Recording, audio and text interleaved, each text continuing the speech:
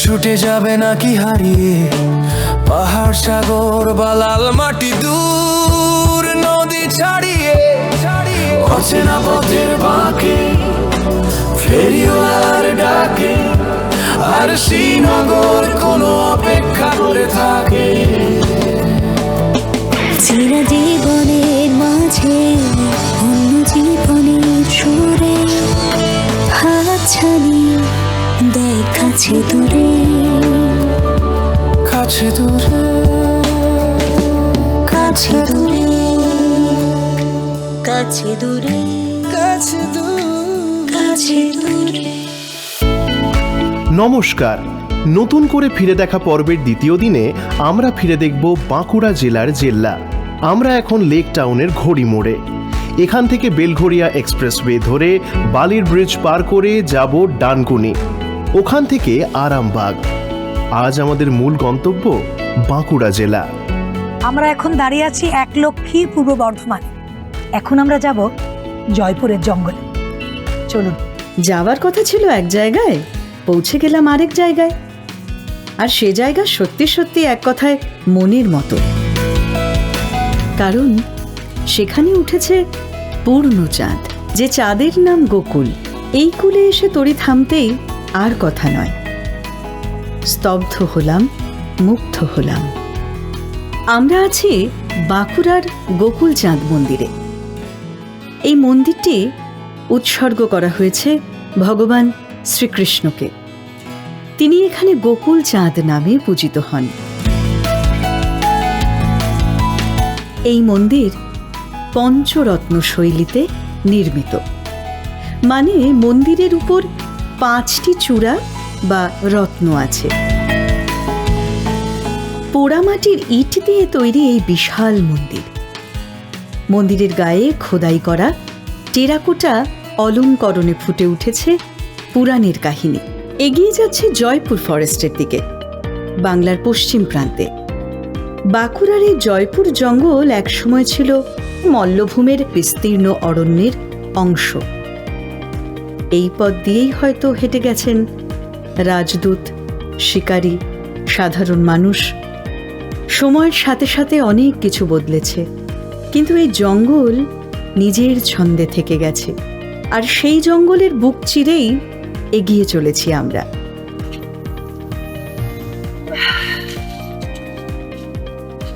দিদি, জয়ীদা কোথায়? জয় তো পাহাড় ভালোবাসে, দেখো শুশুনিয়া ট্রেক করতে গেছে।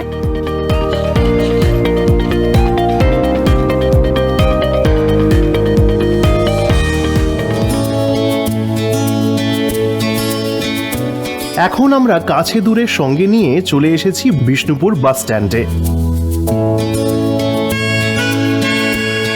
আমরা এখন ঘুরে বেড়াবো বিষ্ণুপুর, দেখব বিষ্ণুপুরের নানান মন্দির, যা আজ বিশ্ববিখ্যাত।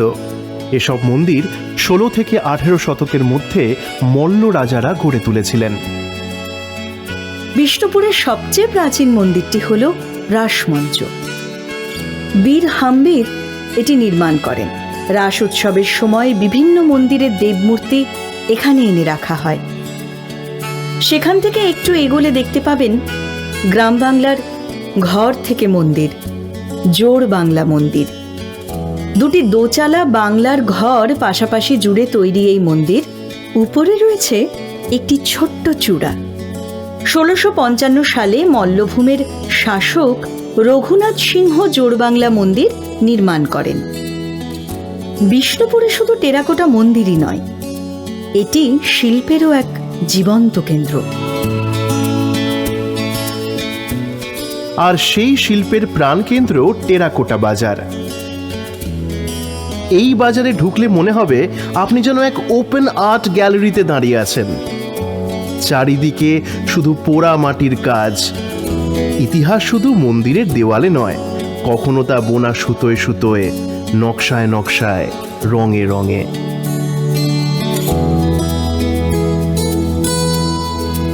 বালুচরি শব্দটি এসেছে বালুচর থেকে। শোনা যায় মুর্শিদাবাদের এক প্রাচীন অঞ্চল বালুচর, সেখানেই এই শাড়ির সৃষ্টি, বালুচরি শাড়ি। বাঁকুড়া রেল স্টেশন থেকে শুশুনিয়া পাহাড় প্রায় 25 কিলোমিটার, তবে বাসে এলে রাস্তা প্রায় 30 কিলোমিটার। শুশুনিয়া পাহাড় যেতে হয় ছাতনা হয়ে। এই রাস্তাটি ধরে গেলে শুশুনিয়া পাহাড় পার করে আছে শালতোড়া, বিহারীনাথ পাহাড়। কিন্তু এত দূরে আমরা যাব না, আমরা যাব কাছেই শুশুনিয়া পাহাড়ে। শুশুনিয়া নামের প্রাচীন অর্থ হলো শুয়ে থাকা। দূর থেকে এই পাহাড়টা দেখলে মনে হবে কেউ শুয়ে আছে, সেই জন্যই এর নাম শুশুনিয়া।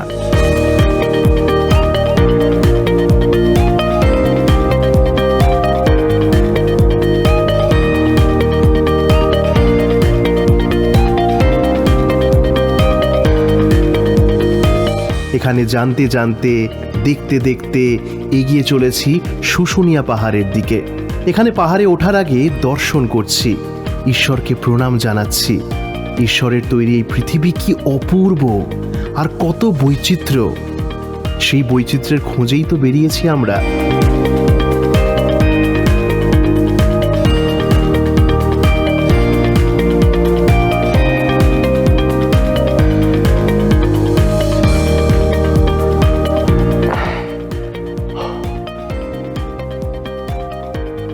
আসলে কি জানেন, আমার পাহাড়ে বড় হোক, তাই পাহাড় ছোট হোক বা বড়, দেখলে খুব ভালো লাগে।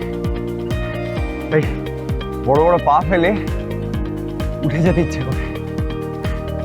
একটু টায়ার্ড হয়ে গেছি তাই।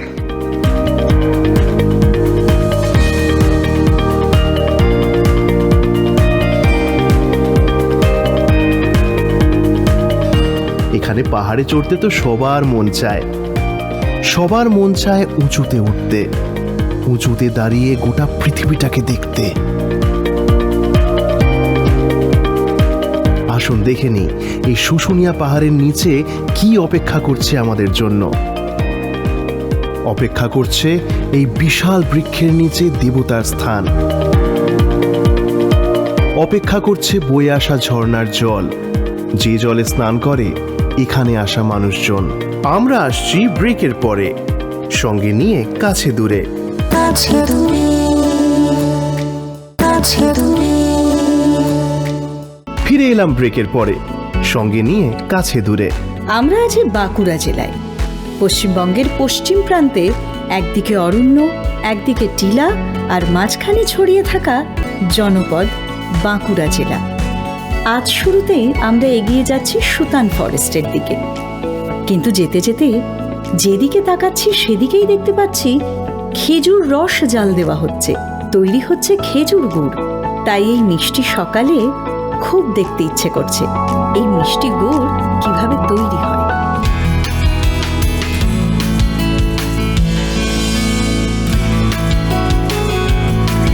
আমরা খাতড়া পেরিয়ে পৌঁছে গেছি বেদুয়া মোড়ে। 3 রাস্তার মোড়ে দাঁড়িয়ে শীতের ঠান্ডা সকালে খেয়ে নিচ্ছি গরম চা। বেদুয়া মোড়ের ডান দিকে গেলে মুকুটমণিপুর। আমরা মুকুটমণিপুর যাব, কিন্তু তার আগে যাব সোজা, যাব সুতান ফরেস্ট। যেতে যেতে এই সোজা রাস্তায় চারপাশে তাকালে চোখ ফেরানো দায়, তাই মন গায়, দোলে শাল পিয়ালের বোন, যেন যায় হারিয়ে মন। সত্যি মন ভালো হয়ে যায়।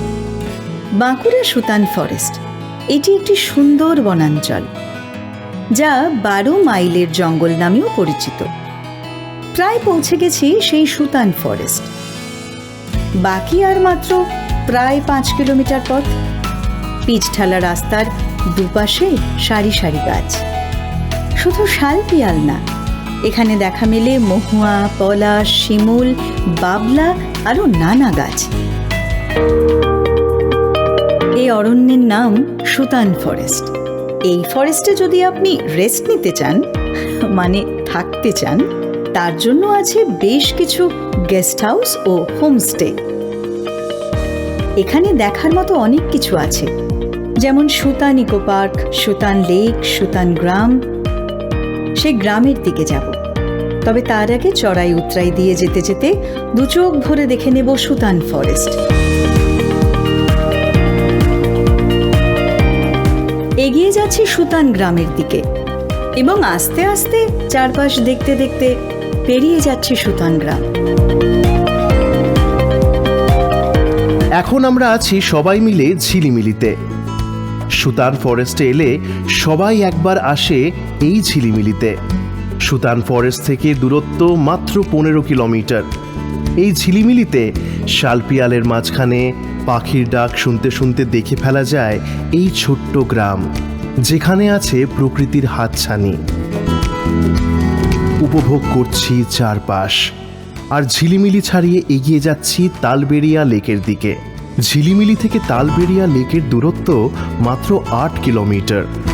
এটি একটি শান্ত জায়গা, পাহাড়ে জঙ্গলে ঘেরা। এটি একটি মনোমুগ্ধকর পিকনিক স্পট। ঘন জঙ্গলে পাহাড়ের মাঝে জলের জীবন জলকে খোঁজে। এখানে বৃষ্টির জল জমে তৈরি হয়েছে এই তালবেড়িয়া লেক। এখানে এলে শান্ত পরিবেশে নৌকা ভ্রমণ করতে সবাই যায়। সকাল থেকে বিকেল অবধি এখানে নৌকা পাওয়া যায়। 16 থেকে 18 জন একসাথে এক নৌকায় গেলে প্রত্যেকের ভাড়া 50 টাকা, আর 5 থেকে 9 জন মতো গেলে প্রত্যেকের ভাড়া 100 টাকা। তবে আপনি চাইলে একা একটা নৌকা করে ঘুরে আসতে পারেন এই তালবেড়িয়া লেকে। এই তালবেড়িয়া লেক বা তালবেড়িয়া জলাধার বাঁকুড়া শহর থেকে 70 কিলোমিটার দূরে। বাঁকুড়ার বুকে ঠিক যেন এক টুকরো স্বর্গ এই তালবেড়িয়া। শুধু শীতকালে নয়, গরমের ছুটিতেও অনেকে ঘুরতে আসে এই তালবেড়িয়া লেক। তালবেড়িয়া থেকে মুকুটমণিপুরের দূরত্ব প্রায় 35 কিলোমিটার, আর বাঁকুড়া শহর থেকে দূরত্ব 55 কিলোমিটার। আমরা এগোচ্ছি মুকুটমণিপুরের দিকে। যারা গাড়ি নিয়ে আসবেন, লেকের গা ধরে যেতে চাইবেন দূরে, তারা কিন্তু লক গেটের সামনেই অফিসে যোগাযোগ করবেন। সেখানে গাড়ির নাম্বার এবং ড্রাইভারের লাইসেন্স দেখালেই আপনি লেকের গা ধরে গাড়ি ছোটানোর পারমিশন পাবেন। এই পার প্রায় 14 কিলোমিটার। এই রাস্তা ধরে এগিয়ে যাবে গাড়ি, এগিয়ে যাবে টোটো। এখানে টোটো ভাড়া আপ ডাউন 500 টাকা। সেই 500 টাকায় আপনি দেখে নেবেন মুকুটমণিপুরের 4টি দর্শনীয় স্থান।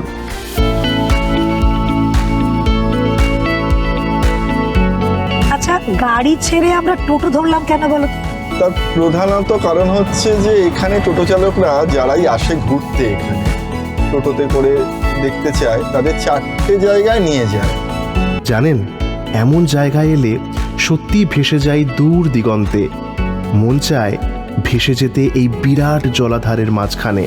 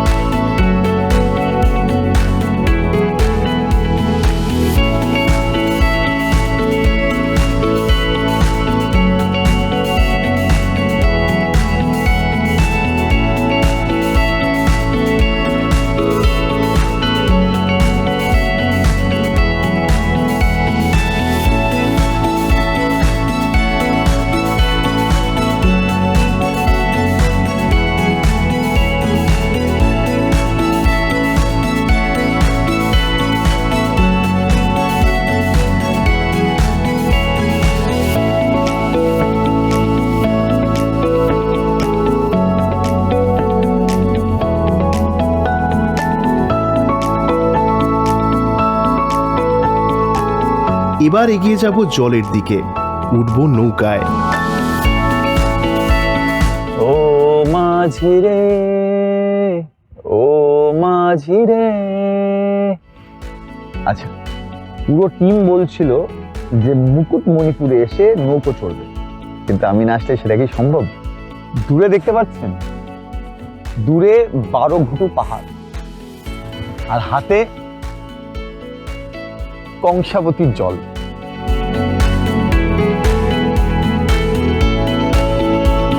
চারিদিকটা একবার দেখুন, কি অপূর্ব। এই সুন্দর দৃশ্য দেখতে দেখতে আমরা নিয়ে নেব একটা ব্রেক।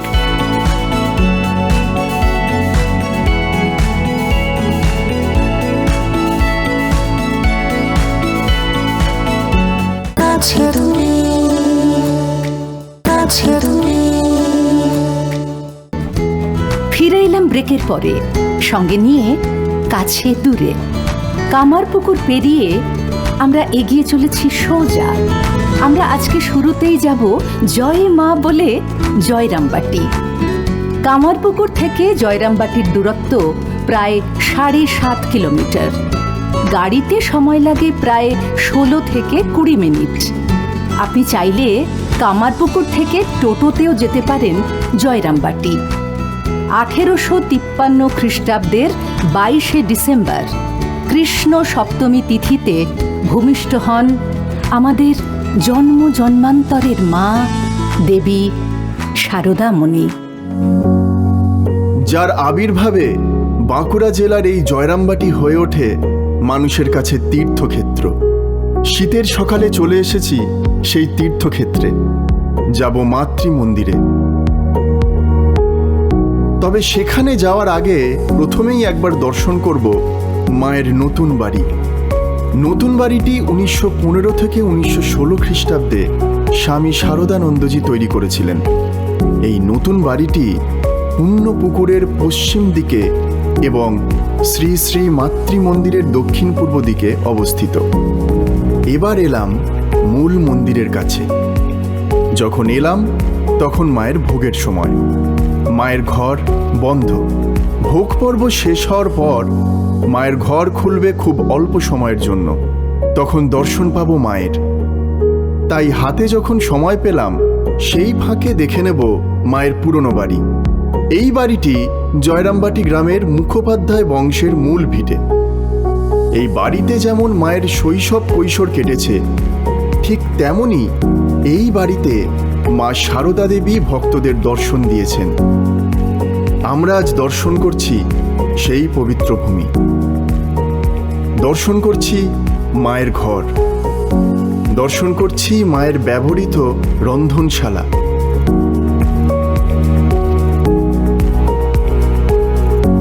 এবং শ্রী শ্রী মায়ের গর্ভধারিণী মা শ্যামা সুন্দরী দেবীর বাসগৃহ।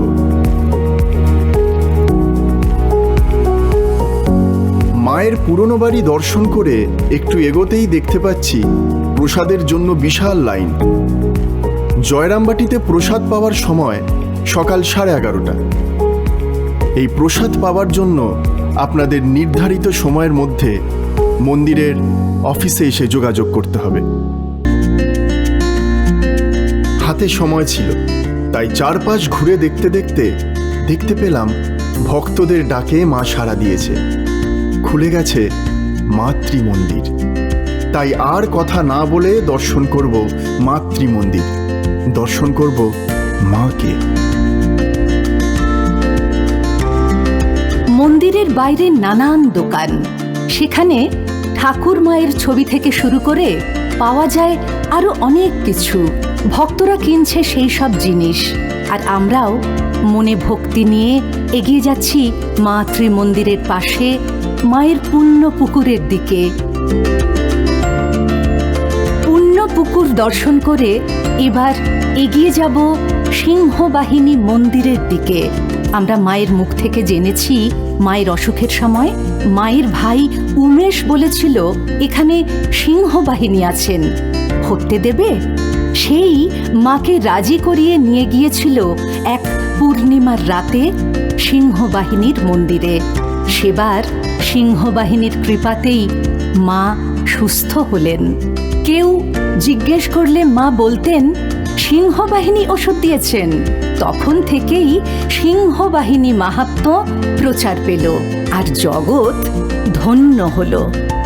মা শারদার যেমন প্রবল বিশ্বাস ছিল এই সিংহবাহিনী মন্দিরের প্রতি, তেমনি ভক্তদেরও আজও প্রবল বিশ্বাস মা সিংহবাহিনীর প্রতি। এখানে মা সিংহবাহিনী ছাড়াও আছেন মা চণ্ডী, মা মহামায়া ও মা মনসা। আজও সুস্থ শরীরের আশায় রোগ নির্মূলের জন্য মানুষ এই সিংহবাহিনীর মাটি ওষুধ হিসেবে গ্রহণ করে। আর সিংহবাহিনী গ্রহণ করেন ভক্তের প্রার্থনা, ভক্তের ভক্তি। আমরা আছি বাঁকুড়া জেলায়। গাড়ি এগিয়ে চলেছে পাঁচমুড়ার দিকে।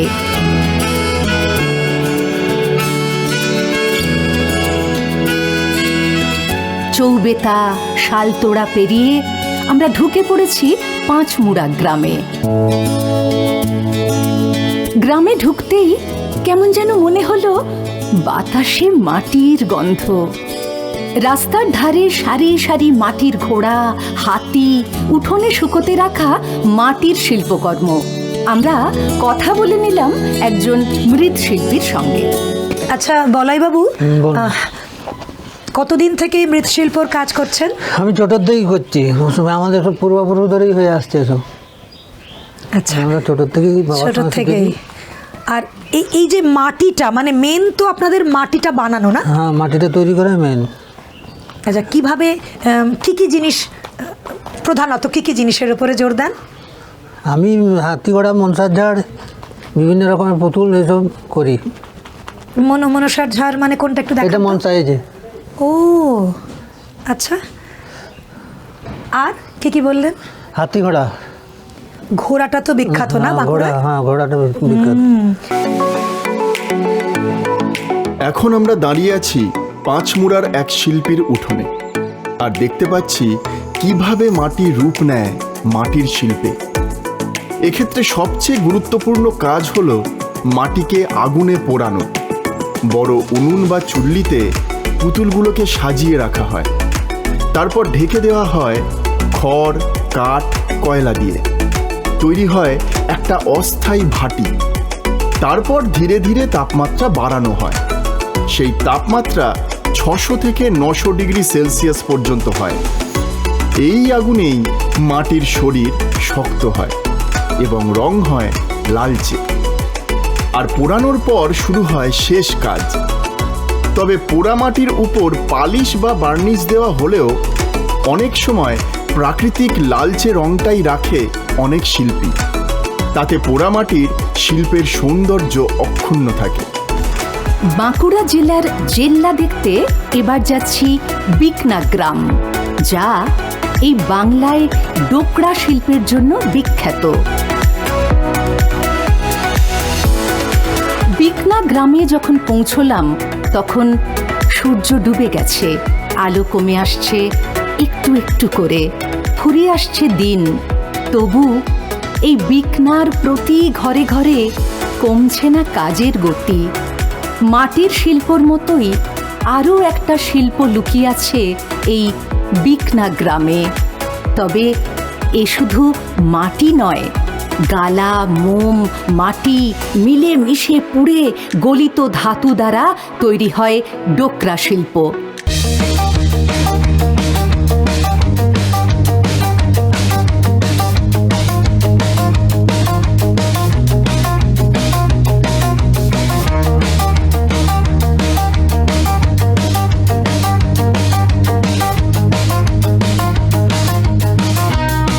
এই ডোকরা গ্রামে প্রায় 80 থেকে 85টা ঘর আছে। প্রত্যেক পরিবারই এই ডোকরা শিল্পের সাথে যুক্ত। সারা দিন ধরে চলে শিল্পকর্ম। প্রত্যেকের বাড়ির সামনে সাজিয়ে রাখা হয় সেই শিল্পকর্ম। পর্যটকরা ডোকরা শিল্পগ্রাম ঘুরতে এসে এখান থেকেই কিনে নিয়ে যায় বাঁকুড়া জেলার জেল্লা, বাঁকুড়ার বিখ্যাত ডোকরার নানা মূর্তি, নানা গয়না, নানান কিছু। নতুন করে ফিরে দেখা পর্ব আজ এই পর্যন্ত। আসবো আবার পরের পর্বে নতুন কোনো জায়গা নিয়ে। আসবো আমরা আবার ফিরে, সঙ্গে নিয়ে কাছে দূরে।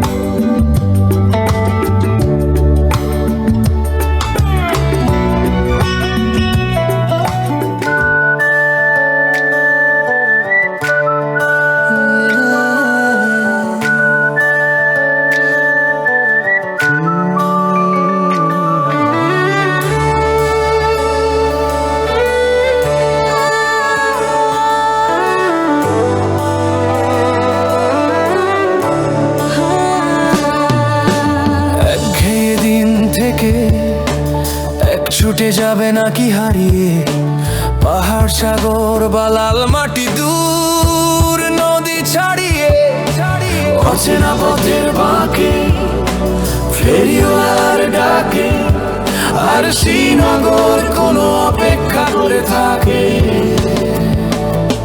চিরা জীবনের মাঝে অন্য জীবনের সুরে হাতছানি দেয় কাছে দূরে,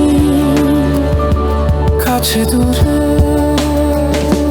কাছে দূরে, কাছে দূরে, কাছে দূরে কাছে দূরে, কাছে দূরে কাছে দূরে।